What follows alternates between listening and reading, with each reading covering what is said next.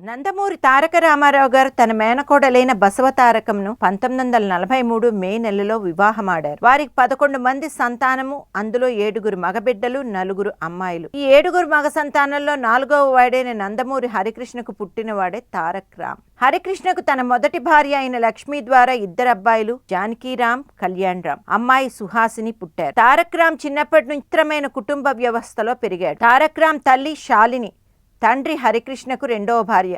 కానీ అఫీషియల్గా ఈ విషయాన్ని హరికృష్ణ ఎక్కడా అంగీకరించేవాడు కాదు. తారక్ రామ్ తల్లి శాలిని మీద హరికృష్ణకు ఎంత ప్రేమ ఉన్నా తన తల్లిదండ్రులను చూసి కుదిర్చి పెళ్లి చేసిన మొదటి భార్య లక్ష్మితోనే అఫీషియల్గా కాపురం చేసేవారు. దాంతో పిల్లవాడైన తారక్ రామ్లో ఎప్పుడూ ఒక పెద్ద కన్ఫ్యూజన్ ఉండేది. తన తండ్రి హరికృష్ణ అయినప్పుడు ఎందుకు ఆయన మనతో ఉండరు? కానీ తల్లి తండ్రి తన మీద చూపించే ప్రేమ మాత్రం చాలా గొప్పగా అనిపించేది అతనికి. ఇక తారక్ రామ్ పుట్టిన వంశం అంటారా, చాలా చాలా గొప్పది. నందమూరి తారక రామారావు లాంటి మహావ్యక్తి కుటుంబంలో తానొకడు. కానీ తారక్ నీ కుటుంబంలో అంగీకరించేవారు ఎవరు? చిన్నప్పటి నుంచి అన్నయ్యలు జానకీరామ్, కళ్యాణ్ రాములతో అతికి అతకని స్నేహం.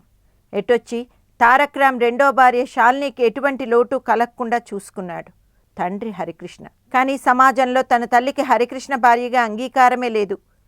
ఈ విషయం తారక్ను మానసికంగా ఎంతగానో కృంగిపోయేలా చేసేది. ఈ పరిస్థితులు అతన్ని చాలా మొండివాడుగా తయారు చేశాయి. తారక్ రామ్ చదువంతా గ్రీన్ గ్రేడ్ సైఫాబాద్లో ఉన్న విద్యారణ్య స్కూల్లో జరిగింది. ఆ స్కూల్లో జిడ్డు కృష్ణమూర్తి ఫిలాసఫీ ఫాలో అయ్యేవారు. పిల్లలకు చదువుతో పాటు వాళ్ళకి ఇష్టమైన రంగాల్లో ప్రోత్సాహాన్ని ఇచ్చేవారు. అలా తారక్ రామ్ తనకిష్టమైన నాట్య రంగాన్ని ఎంచుకున్నాడు. చాలా మందికి తెలియదు, తారక్ రామ్ ఒక గొప్ప కూచిపూడి డాన్సర్. మాస్టర్ సుధాకర్ వద్ద కూచిపూడి నేర్చుకుని ఆంధ్ర రాష్ట్రంలో ఎన్నో ప్రదర్శనలు కూడా ఇచ్చాడు. తారక్ రామ్ డాన్స్ చేస్తూ ఉంటే అది చూసి మురిసిపోయేవారు తాత ఎన్టీ రామారావు. ఇక తల్లి శాలిని తారక్ రామ్ను చాలా స్ట్రిక్ట్ గా పెంచేది.